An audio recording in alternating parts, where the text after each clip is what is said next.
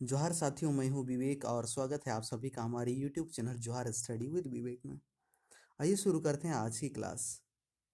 पिछला क्लास से हम लोग झारखंड सामान्य ज्ञान का क्वेश्चन आंसर के माध्यम से प्रैक्टिस सेशन आरंभ किए हैं और उस क्लास में हम लोग झारखंड की जनजातियों में संथाल जनजाति के बारे में पढ़े थे। तो आज के सेशन में हम लोग उरांव जनजाति के बारे में पढ़ेंगे।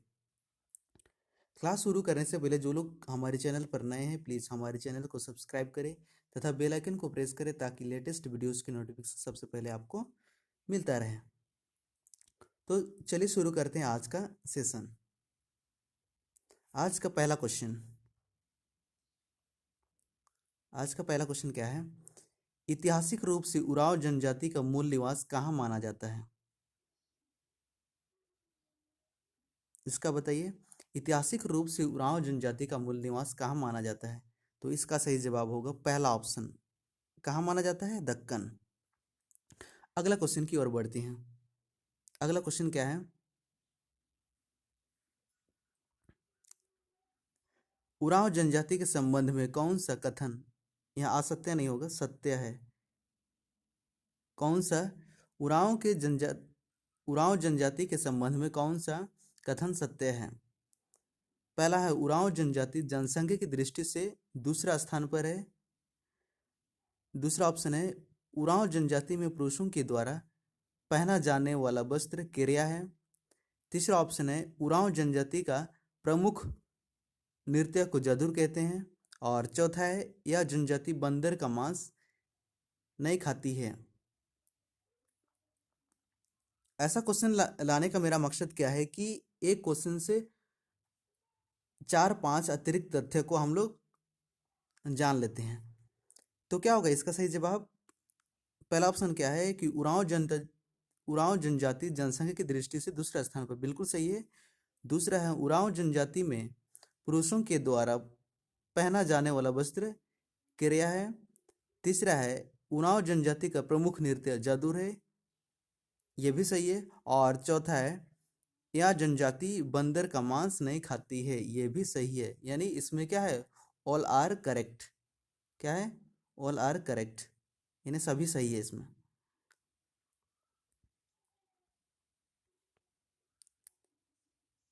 तीसरा क्वेश्चन, उरांव जनजाति के सामाजिक व्यवस्था का सही मिलान करें। यानी उरांव जनजाति में युवा गृह को क्या कहते हैं, ग्राम प्रधान को क्या कहते हैं, पंचायत को क्या कहते हैं और नाच का मैदान को क्या कहते हैं? इसका सही मिलान कीजिए।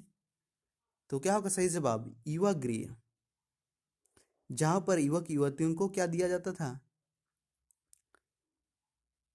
सामाजिक धार्मिक जानकारी दी जाती थी। इसका क्या होगा? युवा गृह का धूमकुरिया। क्या होगा? धूमकुरिया। यहाँ धूमकुरिया।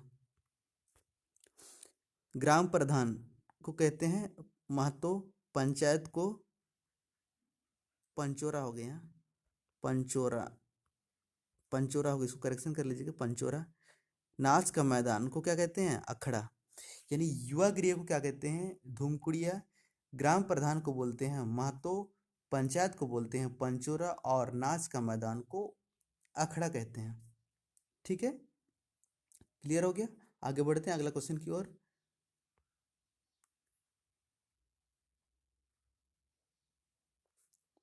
अगला क्वेश्चन की ओर देखिए, अगला क्वेश्चन क्या है? उरांव जनजाति में सेवा विवाह की क्या विशेषता है? यानी उरांव जनजाति में जो विवाह होता है उसमें सेवा विवाह, इसका मतलब क्या होता है बताइए। पहला ऑप्शन है वधु द्वारा विवाह से पूर्व वर के घर रहकर उसके परिवार की सेवा करनी होती है। दूसरा ऑप्शन है वर द्वारा विवाह से पूर्व वधु के घर रहकर उसके परिवार की सेवा करनी पड़ती है। तीसरा दोनों सही है। चौथा है उपरोक्त दोनों आ सकते हैं। तो इसका सही जवाब क्या है? दूसरा ऑप्शन। कौन सा ऑप्शन? दूसरा। वर द्वारा विवाह से पूर्व वधु के घर में रहकर परिवार की सेवा करनी पड़ती है। नहीं, इसका मतलब क्या है कि जो होने वाला लड़का शादी से पहले वधू के घर में रहता है और वहाँ माता पिता या घर का काम करता है।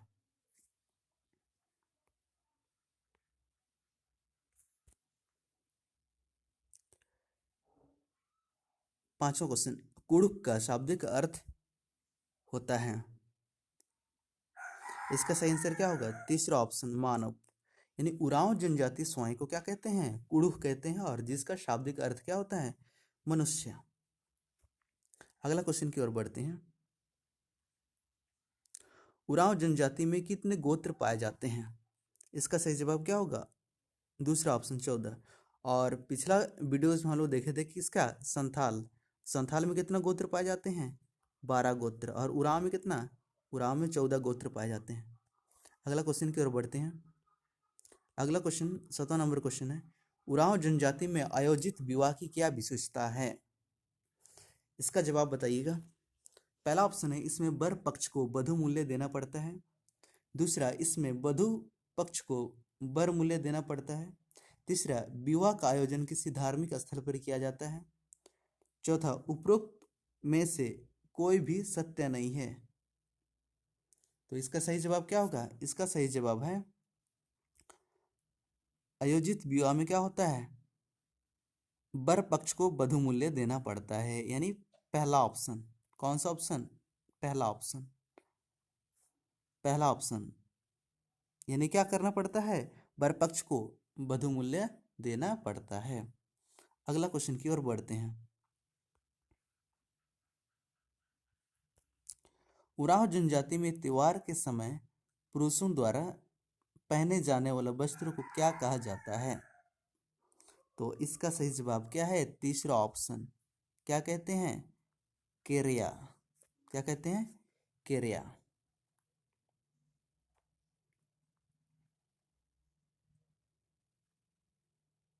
अगला क्वेश्चन है 9 नंबर क्वेश्चन, उरांव जनजाति के संबंध में निम्न का मिलान करें।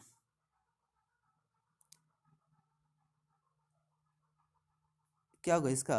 बैसाख कौन सा सेंद्रा किया जाता है? सूस सेंद्रा। फाल्गुन में फागु सेंद्रा, और वर्षा में जेठ सेंद्रा। ठीक है। अगले क्वेश्चन की ओर बढ़ते हैं। 10 नंबर क्वेश्चन, उरांव जनजाति के नाच के मैदान को क्या कहा जाता है? इस क्वेश्चन का जवाब बताइए, क्या कि पिछला क्वेश्चन में हम लोग डिस्कस कर चुके हैं। इसका सही जवाब क्या होगा? यानी उरांव जनजाति के नाच के मैदान को क्या कहते हैं? अखड़ा कहते हैं। क्या कहते हैं? अखड़ा।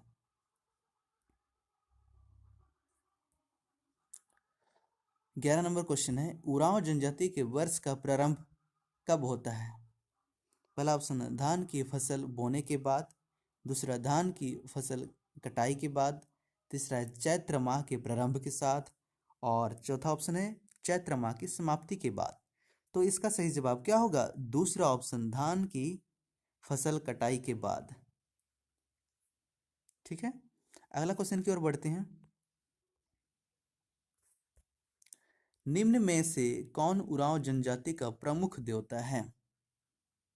इसका सही जवाब है पहला ऑप्शन, धर्मेश। क्या होगा? धर्मेश या धर्मी भी बोलते हैं। 13 नंबर क्वेश्चन, उरांव जनजाति के निम्न देवी देवताओं के संबंध में मिलान करें। ठीक है। मरंगबुरु किस देवता को बोलते हैं? ठाकुर देव किस देवता को बोलते हैं? इसका आपको सही मिलान करना है। तो मरंगबुरु किसको बोलते हैं? पहाड़ देवता। ठाकुर देव किसको बोलते हैं? ग्राम देवता। और डी वार किसको बोलते हैं? सीमांत देवता। और चौथा ऑप्शन का पूर्व पूर्वज आत्मा, इसको कहते हैं कुल देवता। यानी कैसा मिलान होगा? मरंगबुरु किसको बोलते हैं? पहाड़ देवता को। ठाकुर देव किसको? ग्राम देवता को। डीवार किसको बोलते हैं? सीमांत देवता को। पूर्वज आत्मा किसको बोलते हैं? कुल देवता को। ठीक है। अगला क्वेश्चन की ओर बढ़ते हैं। 14 नंबर क्वेश्चन है,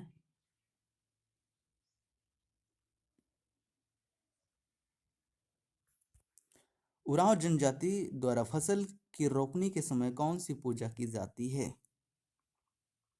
चलिए बताइए इसका सही जवाब क्या होगा? दूसरा ऑप्शन। क्या क्या पूजा? भेलवा पूजा। ठीक है। 15 नंबर, इसका सही जवाब बताइए। निम्नलिखित कथनों में से कौन सा कथन सत्य है? पहला ऑप्शन है उरांव जनजाति के गांव के धार्मिक प्रधान को पाहन कहा जाता है। दूसरा ऑप्शन है उरांव जनजाति के धार्मिक प्रधान के सहयोगी को पुजार कहा जाता है। तीसरा है उरांव जनजाति का पूजा स्थल को सरना कहते हैं। और चौथा है सभी कथन सत्य हैं। तो क्या होगा सही आंसर?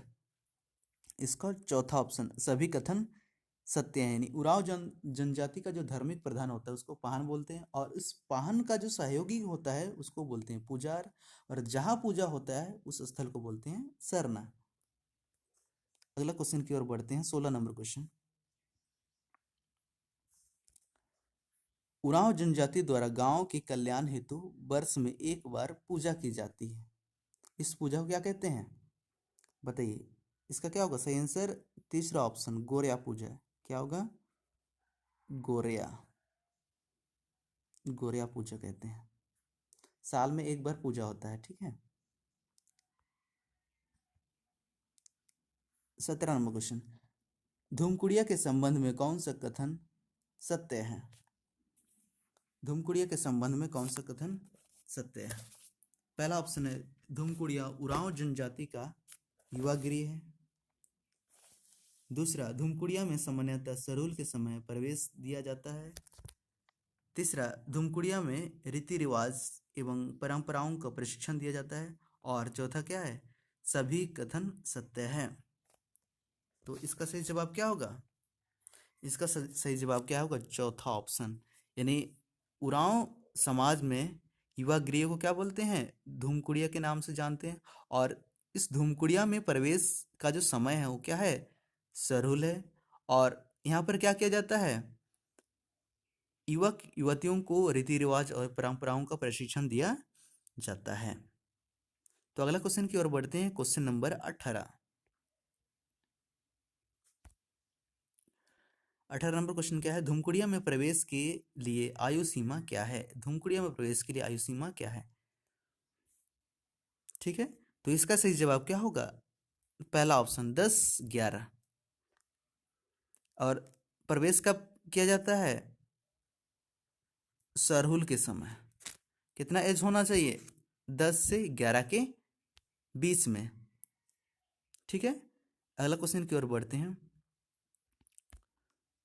19 नंबर। उरांव जनजाति के पूर्वजों की आत्मा के निवास, यह स्थल होगा, निवास स्थल को क्या कहा जाता है?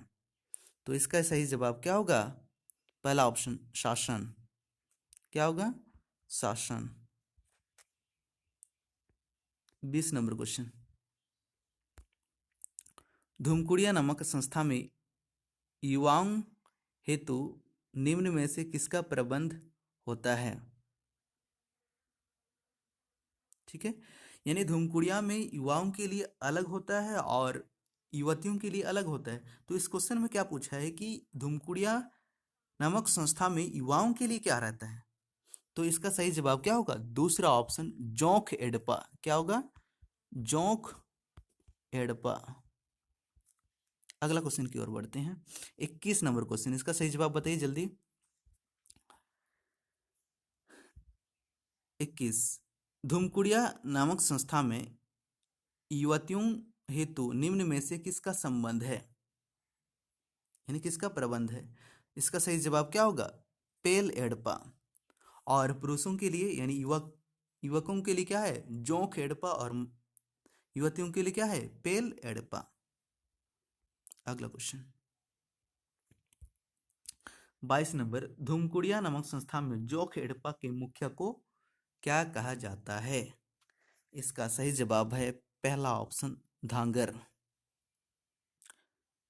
एक बार फिर से डिस्कस कर लेते हैं। जोंक एडपा क्या होता है कि धूमकुड़िया में युवक और युवतियों के लिए अलग अलग अलग रहता है। तो युवकों के लिए जो रहता है उसको बोलते हैं जोंक एड़पा, और इस जोंक एड़पा का जो हेड रहता है यानी जो मुखिया रहता है उसको बोलते हैं धांगर। ठीक है, अगला क्वेश्चन की ओर बढ़ते हैं। 23 नंबर क्वेश्चन, धूमकुड़िया नामक संस्था युवतियों की देखभाल करने वाली महिला को क्या कहा जाता है?